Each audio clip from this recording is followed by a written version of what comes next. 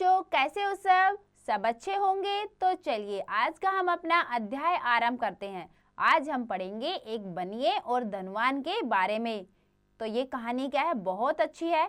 तो इसमें क्या है, हमें बहुत सीखने को मिलेगा कि कैसे हम दूसरों का जवाब हमें देना चाहिए। तो चलिए पढ़ते हैं हम बनिया और धनवान के बारे में कहानी। देखिए, वनिक पुत्र है धनिकस्य, बनिया और धनवान। एकस्मिन् नगरे कश्चित् वनिक पुत्र न्यायवशत्। एक बार एक नगर में एक बनिया रहता था। तस्य विभवः अनश्यत्, उसकी धन संपत्ति नष्ट हो गई। यानी कि किसी कारणवश क्या हुआ, उसकी धन संपत्ति नष्ट हो गई। अतः स धन उपार्जनाय विदेशम गंतुम इच्छत्, इसीलिए वह धन कमाने के लिए विदेश जाना चाहता था। तस्य गृहे पितृ उपार्जित एका लोहामयी तुला आसीत्, उसके घर में उसके पिता द्वारा रखी हुई लोहे की एक तराजू थी। ठीक है, यानी कि उसके पास क्या थी, एक उसके पिता ने रख रखी थी एक लोहे की तराजू, वो थी उसके पास। सैताम तुलाम कस्यचित् धनिकस्य गृहे निक्षिप्य देशांतरम अगच्छत्। तो क्या करता है, वह उस तराजू को एक धनिक के घर में छोड़कर विदेश चला गया। स पुनः विपुलम धनम उपार्जत सव पुरम प्रत्यागच्छत् च। वह पुनः यानी कि दोबारा से वह बहुत धन कमाकर अपने घर आया। तो दोबारा से क्या है, वो धन कमाकर अपने घर लौटा। धनिकस्य घरम गत्वा स तम अवदत्, धनवान के घर में जाकर वह बोलता है, भो मम तुलाम में प्रियज, मेरा तराजू मुझे दे दो। स अवदत्, वह बोलता है, मित्र न अस्ति सा, वह नहीं है। तो क्या बोलते हैं, वो मना कर देता कि वह नहीं है। ठीक है। मम घरे प्रभुतः मुस्का संति, मेरे घर में बहुत से चूहे हैं। ठीक है। तव दियाम तुला मुस्कहा अबक्ष्यत, तुम्हारी तराजू चूहों ने खा लिया है। ठीक है, यानी कि तुम्हारी तराजू को किसने खा लिया, चूहों ने। जबकि तराजू किस चीज की थी, लोहे की। तो चूहा लोहा खा सकता है, नहीं खा सकता है। तो उसका क्या, देने का मन नहीं था उसकी तराजू वापस, तो इसलिए झूठ बोलता है। क्या बोलता है कि तुम्हारी तराजू को चूहे ने खा लिया है। आगे देखिए, वणिका पुत्र प्रत्यावदत्, बनिए ने बोला, मित्र न अस्य यत्र युष्माकम दोष है, मित्र इसमें तुम्हारा कोई दोष नहीं है, तुम्हारे इसमें कोई गलती नहीं है। अब क्या बोला उसने कि तुम्हारी कोई गलती नहीं, अब चूहे ने खा ली तराजू, तो तुम क्या कर सकते हो इसमें। ठीक है। अब आगे देखिए, अस्मिन् संसारे किंचिदपि शाश्वतम नास्ति। ठीक है, तो फिर क्या बोलता है वो, तुम्हारी इसमें कोई गलती नहीं है। ठीक है, यह संसार ऐसा ही है, इस संसार में कुछ भी नित्य नहीं है। एषः संसार ईदृश एव अस्ति, यह संसार ऐसा ही है। दूरदा गच्छामि अतः अहम श्रातः, बहुत दूर से आया हूँ इसलिए मैं थक गया हूँ। अधुना अहम नदी स्नानार्थम गंतुम इच्छामि, अब मैं नदी पर स्नान करने की इच्छा रखता हूँ, कि यानी कि मैं अब थकावट के कारण नदी पर स्नान करने के लिए जाना चाहता हूँ। यदि ते अनुमतिर्भवे तदा तव पुत्रम अपि आत्मना सह नयामि, यदि तुम्हारी आज्ञा हो तो क्या मैं तुम्हारे पुत्र को अपने साथ ले जाऊं, कि भाई अगर तुम भेजना चाहो अपने पुत्र को तो मैं क्या उसके साथ जा सकता हूं।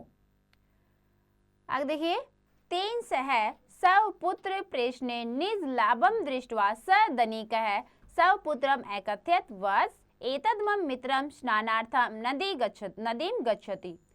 अपने पुत्र को उसके साथ भेजने में अपना लाभ देखते हुए वह धनिक बोलता है अपने पुत्र को, वत्स बेटा यह मेरे मित्र है, नदी पर स्नान करने जा रहे हैं।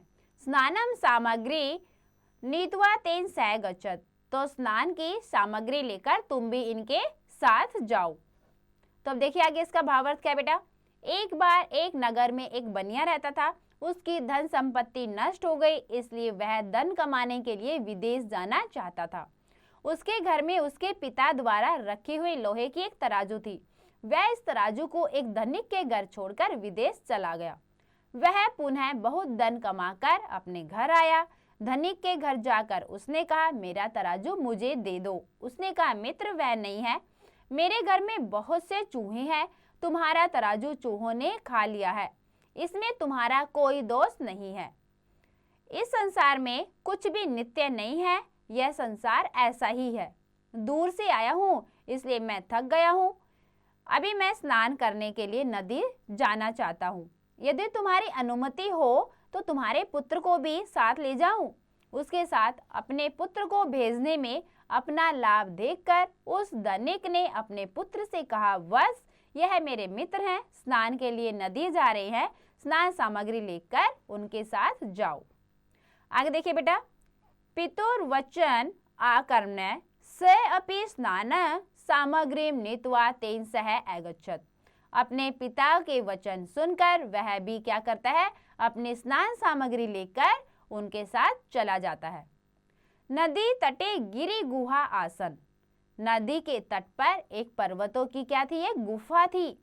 वणिक पुत्र नद्यां स्नानं कृत्वा तं शिशुम् एकस्यां गिरि गुहायां प्रक्षिप्य तस्या द्वारं शीलायच्छात् अथ सत्वरं गर्भं प्रत्यागच्छत्। क्या करा फिर देखिए उसने, बनिए ने वणिक पुत्र नद्यां स्नानम, बनिए ने नदी में स्नान कर उस शिशु को नदी की एक गुफा में फेंक कर उसके द्वार को पत्थर से ढककर तुरंत घर चलाया। तो क्या क्या उसने, वहां पर जो एक गुफा थी पत्थर की, उसमें उसको फेंक दिया उस बच्चे को, और क्या उसका द्वार ढक दिया एक बड़े पत्थर से, और क्या फिर उसको ऐसे करके और फिर वो घर लौट आता है। आगे देखिए, तम एक कानेम दृष्टवा सपुत्राय चिंतित स धनिक तम अपृच्छत्। उसको अकेला देखकर फिर धनिक ने चिंता करते हुए उससे पूछा, नयस्ते मम पुत्र तव्य सह। मेरा पुत्र तो तुम्हारे साथ नहीं है। तवम एकम असि, तुम अकेले ही हो। कुत्र अस्ति मे पुत्र, मेरा पुत्र कहाँ है। कथ्य, कहो, यानी कि बताओ मेरा पुत्र कहाँ गया। मैंने तो तुम्हारे साथ भेजा था अपने पुत्र को, तो तुम अकेले कैसे आए हो, मेरा पुत्र कहाँ है। वणिक पुत्र प्रत्यवदत्, बनिया बोलता है, मित्र वृषम लज्जित अस्मि, मैं बहुत लज्जित हूँ। अहम तो पुत्र से रक्षणे असमर्थ एवं, मैं तुम्हारे पुत्र की रक्षा करने में असमर्थ था, यानी कि मैं तुम्हारे पुत्र की रक्षा नहीं कर सका। नद्या तटात् तम एक शयेन अहर्त, नदी के किनारे एक बाज ने तुम्हारे पुत्र को हर लिया। यानी कि किसने हर लिया उसके पुत्र को, एक बाज ने, यानी कि एक बाज क्या है तुम्हारे पुत्र को उठाकर ले गया। धनिक है क्रोध है एववत एवदच्च, जो फिर धनिक था वो क्या है, क्रोध हो जाता है, बहुत गुस्सा हो जाता है और बोलता है, असत्यम, झूठ, अनृतम च वसित्वम, तुम झूठ बोल रहे हो। असंभव एतस्येन बालकः हर्तुं समर्थो न अस्ति, कि यह असंभव है कि एक जो बाघ है वो क्या एक बच्चे का हरण कर सकता है, ये क्या है, असंभव है, ये हो ही नहीं सकता ऐसे कि बाघ क्या है कि एक बच्चे का हरण कर ले।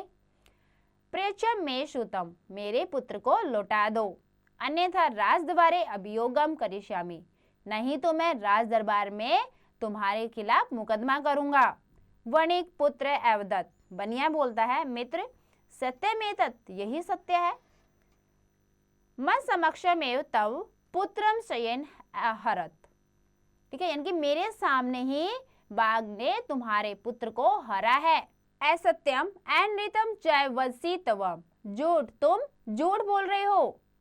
असंभव एतत् सेनः बालकम हर्तुं समर्थो न अस्ति, यह असंभव है कि एक बाज बालक को हर सकता है, कि यानी कि जो बाज है वो बालक को हरने में असमर्थ है। पर्यच मे सुतम, मेरे पुत्र को लौटा दो, अन्यथा राजद्वारे अभियोगम करिष्यामि, नहीं तो राजद्वार में मुकदमा करूंगा। वणिक पुत्र अवदत्त, बनिए ने कहा, मित्र सत्यमेतत्, मित्र यही सत्य है। मत समक्षम एव तव पुत्रम शेन अहरत, मेरे सामने ही तुम्हारे पुत्र को बाज ने हर लिया। शेन है तव पुत्रम कुत्र अन्यत इति न जानामि, बाज तुम्हारे पुत्र को कहाँ ले गया यह मैं नहीं जानता हूँ। यदि न अस्ति प्रत्यय मम कथने तदा गच्छ राजद्वारे निवेदनम च कुरु, यदि तुम्हें मेरे कथन पर विश्वास नहीं है, यानी कि जो मैं बोल रहा हूँ उसके ऊपर तुम्हें विश्वास नहीं है, तो जाओ राजदरबार में निवेदन करो। आगे देखिए बेटा इसका अर्थ क्या है। पिता के वचन सुनकर वह भी स्नान सामग्री लेकर उसके साथ गया।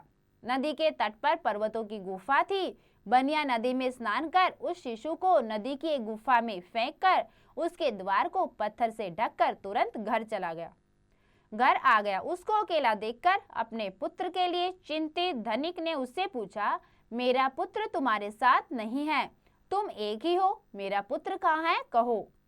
बनिया ने कहा, मित्र मैं बहुत लज्जित हूँ, मैं तुम्हारे पुत्र की रक्षा करने में असमर्थ हो गया। नदी के तट पर एक बाज ने उसे हर लिया।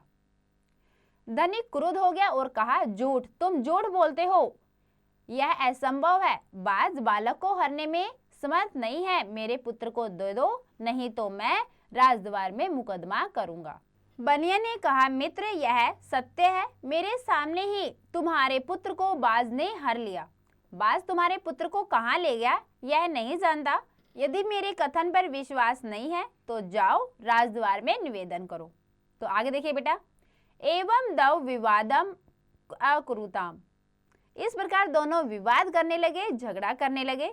धनिको वाणिक पुत्रम नीत्वा राजद्वारम अगच्छत, धनिक बनिये को लेकर राजद्वार में गया। राजसभायाम प्रविश्य स धनिकः तारशव्रेण रुदनम अकरोत्, राजसभा में प्रवेश कर धनिक ऊंचे स्वर में रोने लगा। अमात्य तम रोदनस्य कारणम अपृच्छत्, मंत्री ने उसके रोने का कारण पूछा। धनिक सविस्तारम अवर्णत, धनिक ने विस्तार पूर्वक वर्णन किया। कथम स वाणिक पुत्र तस्य पुत्रम अहरत, कि कैसे इस बनिये ने मेरे पुत्र को हर लिया है। सर्व आकर्ण्य स अमात्य वणिक पुत्रम अवदत, सब सुनकर वह मंत्री बनिये को बोलता है, भो प्रियस धनिकस्य सुतम तस्मै, धनिक के पुत्र को दे दो। न कस्य सेने बालकम हर्तुम समर्थ अस्ति, कि कैसे एक बाज बच्चे को हर सकता है। किमर्थम सत्यम वदसि, ऐसा नहीं हो सकता, तुम किस लिए झूठ बोल रहे हो। तवम कारागारे शेपिष्यामि, मैं तुम्हें जेल में डाल दूंगा। यदि तवम एतस्मै पुत्रम न प्रदास्यसि, यदि तुम इसके पुत्र को नहीं लौटाओगे। वणिक पुत्र अवदत, बनिया बोलता है, न वदम असत्यम, मैं झूठ नहीं बोल रहा हूँ, मैं सच बोल रहा हूँ। यत्र लोह तुलाम मुष्का खादंती, यदि लोहे की तराजू को चूहे खा सकते हैं, ठीक है, अगर लोहे की तराजू को चूहे खा सकते हैं, तत्र शेन है अपि बालकम हरती, तो बाज भी तो बालक को हर सकता है, ठीक है, क्योंकि जो तराजू लोहे की थी, चूहे तो नहीं उसको खा सकते। लेकिन धनिक ने क्या उसको झूठ बोला, तो वैसे ही उसका बदला लेने के लिए उसने भी ऐसे ही झूठ बोला। तो क्या बोलता है कि अगर लोहे की तराजू को चूहे खा सकते हैं तो बाज भी बच्चे को हर सकता है, ठीक है। आश्चर्यचकित है अमात्य अपरिचित, हैरान होकर मंत्री ने पूछा, कथम एतत् वणिक पुत्र आदित्य सर्वम वृत्तांतम अकथयत्, क्या मतलब, यानी कि क्या बताना चाह रहे हो तुम।